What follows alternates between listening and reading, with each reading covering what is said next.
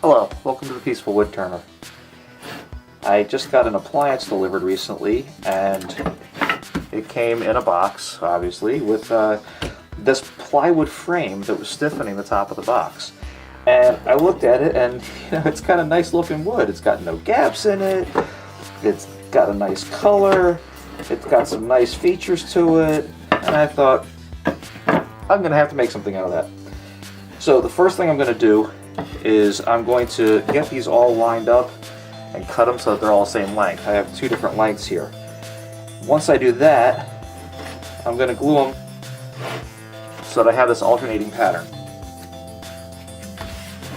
And then I'm going to figure out how I'm going to put them together for my final form. I think what I'm going to end up doing is making a hollow vessel so that I'll have these kind of stripes on it going up it.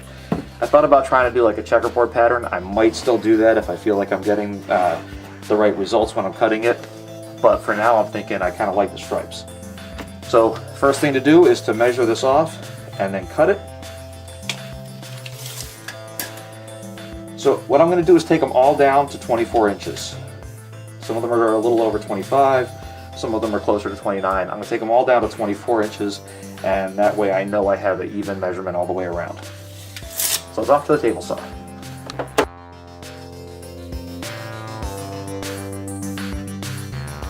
Alright, 4 pieces cut. Now it's time to give them all a nice sanding, make sure everything's going to be smooth. When I was cutting them, I did get some tear out right on the ends, so I'm going to need to be careful of that. See if I can sand some of that down a bit and get it looking a little nicer.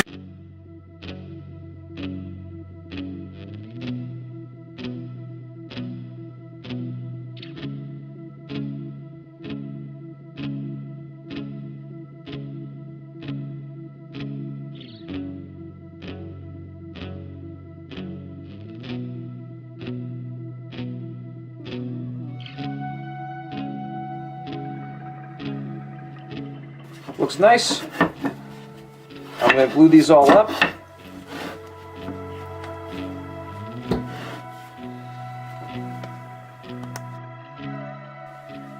Before I glue these up, I just want to mention something that I try to mention every time. I always work with, or I often work with found wood, acquired wood, unusual things, and you always have to be careful with any of that kind of wood. You don't know what's in it. You don't know how it's put together. You don't know all the details of it. So, in this case, there's always concern with this kind of wood of possibly nails or other fasteners. And I did a really good job of going through it and going over it, making sure all the staples were out. And this was actually held together with cardboard and staples. So it was very easy for me to look things over, and then I'm able to look and see if there's any holes from anything else in the old fasteners. Obviously there's adhesive on this. I have no idea what the adhesive is. I do know I don't want to breathe it in. So I'm wearing all my dust protection, and I've got my dust collection going. This is most likely adhesive, but it could just as easily be mold or mildew from where this was stored at some point. And there can be that kind of thing throughout. I mean, there's always little dark spots and stuff. I really don't know what they are, but I need to be careful of them. I don't want to breathe that in. So I'm making sure I wear all my dust protection. I'm making sure I keep myself really clean. And I'm making sure I don't take this back with me to other people. I'm going to use a waterproof glue just because I'm not entirely sure how this piece is going to end up or what it could get used for, and I'd rather it not come apart.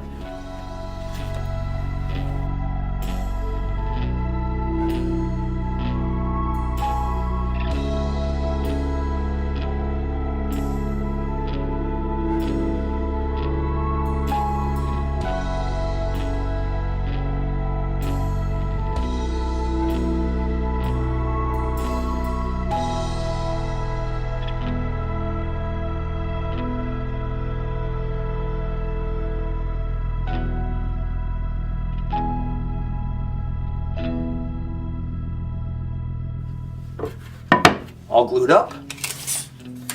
24 inches long, however, not quite square. So I'm going to end up with slightly smaller than I might have liked, but that's okay. What I'm going to do now is I'm going to cut this down basically into 4 equal pieces, glue them all together, and I should have something a little bit off from being a cube.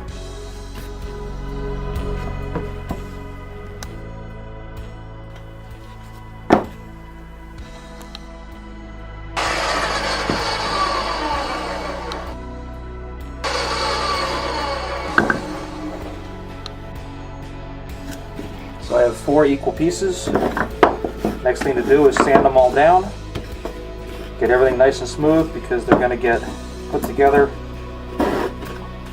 with a slightly alternating, well, not slightly, with an alternating grain so that they'll match up in this kind of checkerboard pattern this way and nicely striped all the way around. But I gotta sand them so they're smooth. I moved over next to my dust collection. Haven't tried it in this configuration before, so this ought to be interesting. See how it does with sucking this stuff down as I work. And of course I have all my dust protection on too. So, just start sanding, palm sander, 100 grit.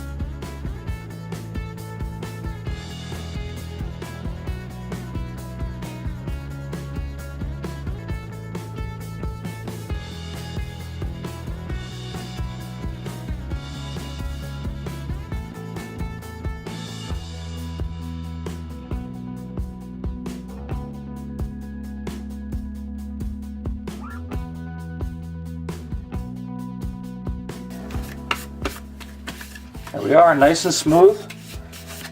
Don't really feel the seams at all. So now what I'm going to need to do is clean them off and put them together.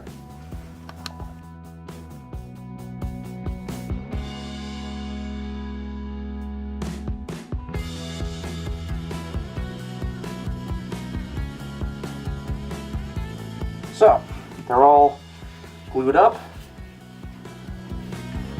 Get them nice and straight. And then I just have to find something big and dumb and heavy to sit on them, besides me. So it's all glued up, and this is a really heavy, dense piece of wood. This is going to dull my tools kind of quick. It's mostly glue, obviously, considering it's all these little layers and then the glue in between them. So there's really more glue than wood here, which means it's just going to be heavy. I'm marking off the center. I did take the time to smooth this side down a little bit. This side's a bit rougher. I'm going to also just chisel off some of the glue on this side before I get it all mounted up. But I've got my centers marked, and I'm going to start by putting my faceplate on this side and turning down, getting myself the kind of bottom that I want here, and getting my mortise cut for my chuck, and then I'll be able to put it on the chuck and turn it from this end. Mount it up, got it on the faceplate. I'm trying a different angle on the camera here, so let me know what you think. I've got it mounted up. I'm going to start at a relatively low speed, and I'm going to start with my roughing gouge just to take these corners off. So I'm only going to go about 500 RPM to start with. I'm kind of expecting a good bit of splintering and tear out as I come around and hit the wood at slightly different angles and everything else. And I'm also kind of expecting this is going to be a little bit hard on my tools just because of the glue and all that. We'll see how we make out.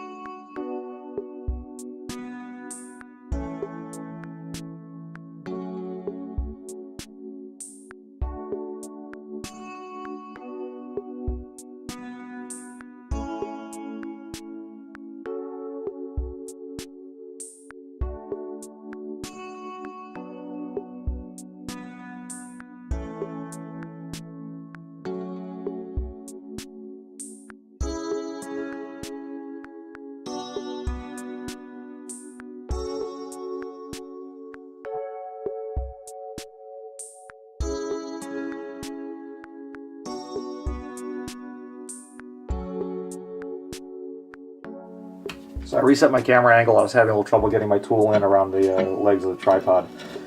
I figure it's more important for me to be able to turn this than it is to have the camera right in that spot. So I'm just going to finish turning this mortise out, and once I do that, I'll be able to put it onto my chuck.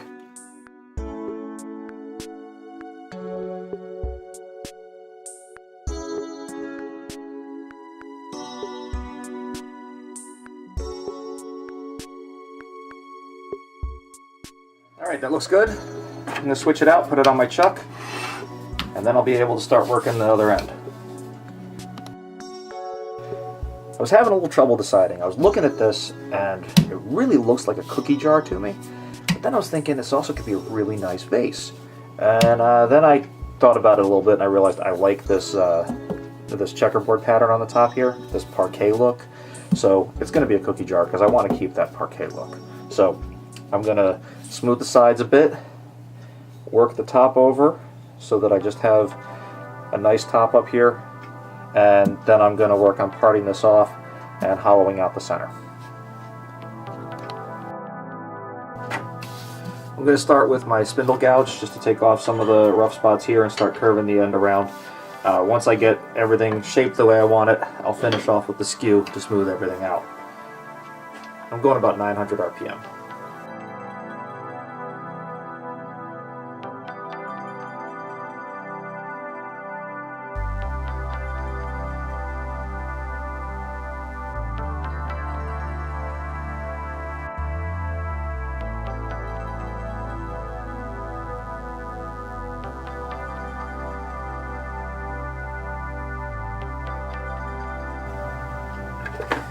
So I looked up and I saw that things were going really blurry up on the screen. So I hope I've been getting everything. If I haven't, I'll try to fix it in the editing. And if you miss any pieces, that's why.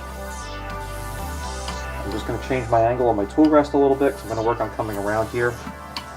I'm really liking how the grain is kind of twisting and turning as it comes into the top. I think that's going to look really cool. So I'm just changing my angle a little bit. I'm going to keep coming around and just smoothing things off, and I should have a good shape for my lid.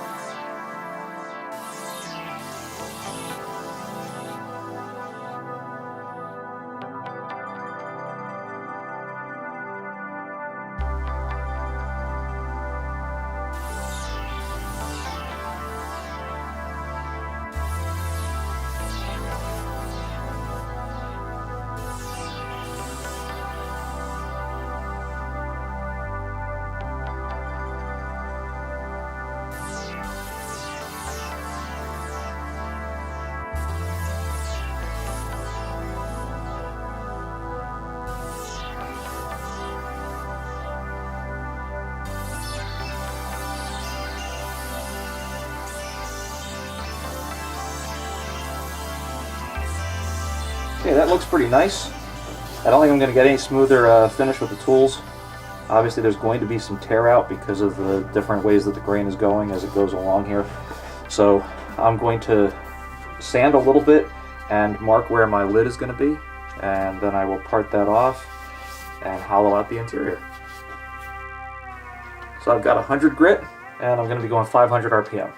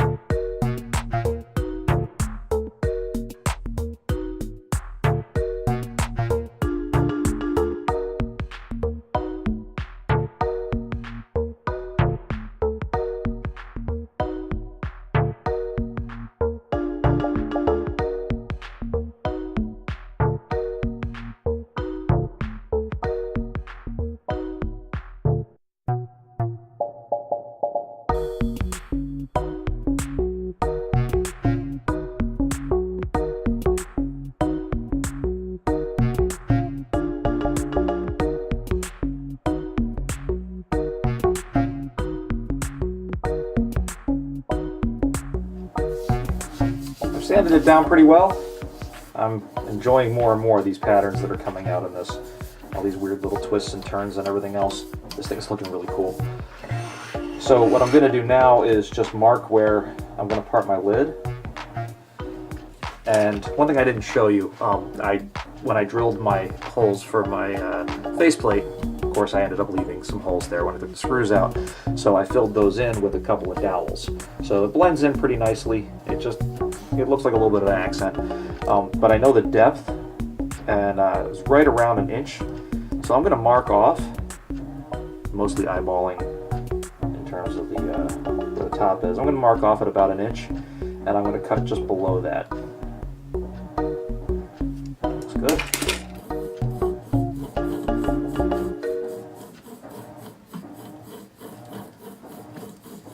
So I'm going to part just below this using my larger parting tool, and then I'll be able to just cut off, and everything should mesh together nicely. I do have a little bit of trouble with this kind of thing. When I make these lidded boxes, I always end up with a little bit of a funky shape, a little bit of a gap, as you can see with some of the other pieces that I've made. I've got some of these videos posted. This one is really cattywampus. So I have to be careful, and I'm trying to get straighter. I think I get a little bit better each time, and then all of a sudden I get worse. So I'm just going to part this right about here, and then I'll be able to cut this off and hollow the inside.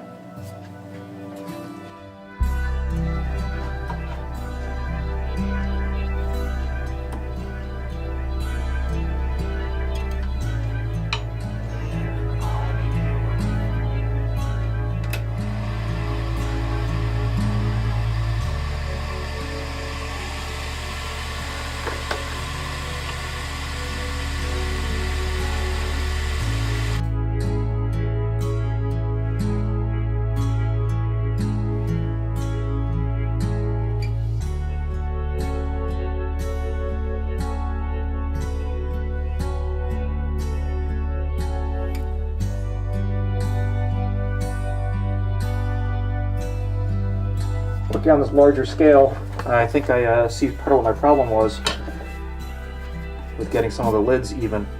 I tend to kind of angle a little bit as I was coming in. So when I was looking, I realized I had this kind of bevel coming down in this way. I straightened that out a bit, and I actually think I have a little bit of a bevel on both sides, which might get me a better fit.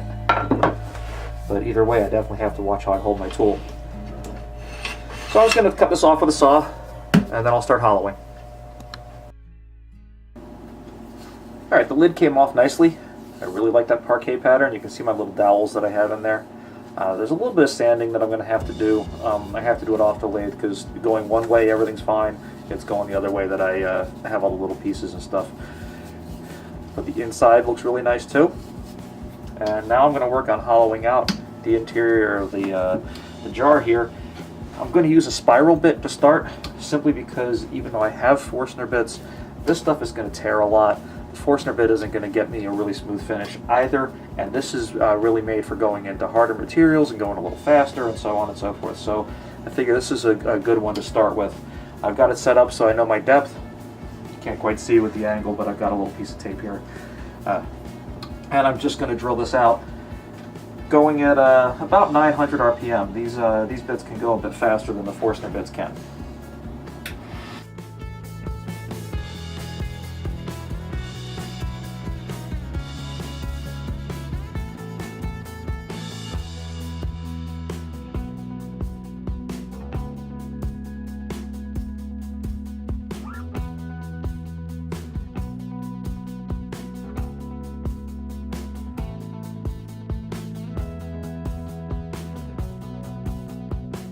Okay, it was a good start.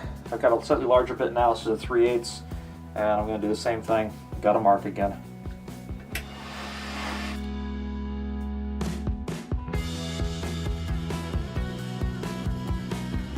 All right, now I'm going to make one pass with a Forstner bit. It'll just give me a little bit wider hole that'll make it easier for me to work with my bowl gouge.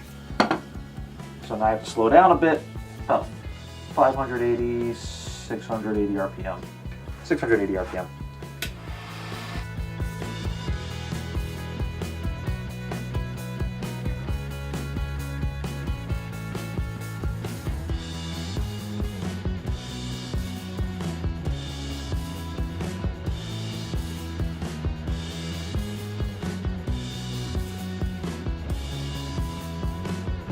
that went smoother than expected, so I'm going to do a couple more passes with some Forstner bits just to hollow things out a little bit better.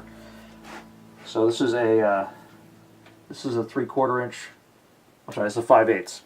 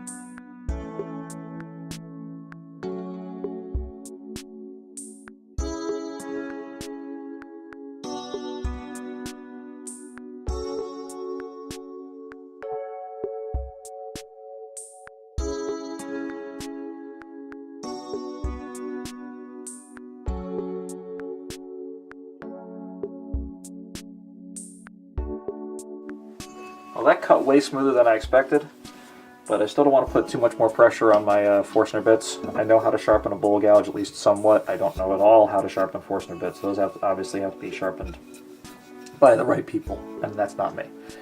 So what I'm going to do is start hollowing this out, and then I'll have to trim off my space so that this will fit on nicely. Alright, cleaned up a little bit, got everything reset. I made myself a little mark right along here just so that I know not to go any further and things will mesh in nicely. So I'm going to go about 1200 RPM to start and see how that goes, and I'll maybe speed up, maybe slow down. We'll see.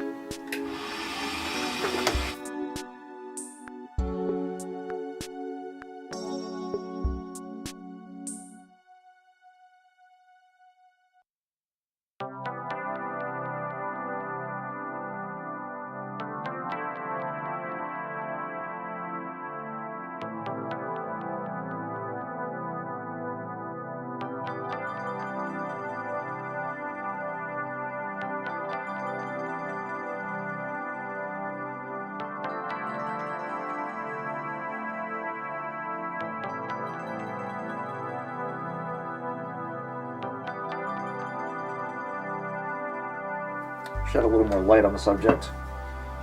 This is coming out really nicely. I kind of wish I had more of this material so I could try to make a bowl out of it. I love the little twists and turns that are happening. Just to the point now where I'm smoothing out my sides and going deeper.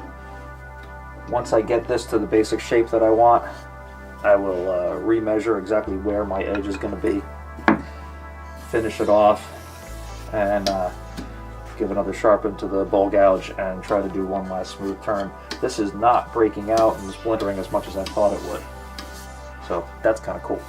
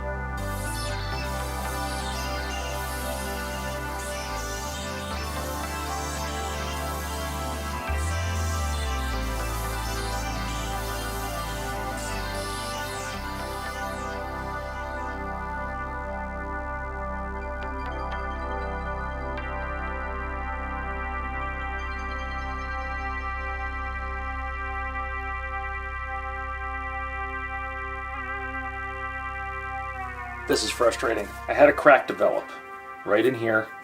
It was actually a piece of the wood that was breaking, not one of my glue lines or one of the original glue lines. So I've re-glued it, tightened it up, got some circular clamps on here, got some plastic wrap on here so that the clamps won't stick, and it also protects the wood a bit. And now I just have to let it sit. Hopefully it'll harden up in a way that I can actually finish it off. All I really need to do at this point is just cut this out so my lid can fit. And then I can sand and everything else, and I don't have to have it on the lathe for any of that. I could probably even do this cutting out without it on the lathe, but it won't be as smooth as if I put it back on the lathe. So I really hope that this glues up solid enough that I can at least do that little bit and then finish it off, because that's cool looking. So have to give it some time and then see.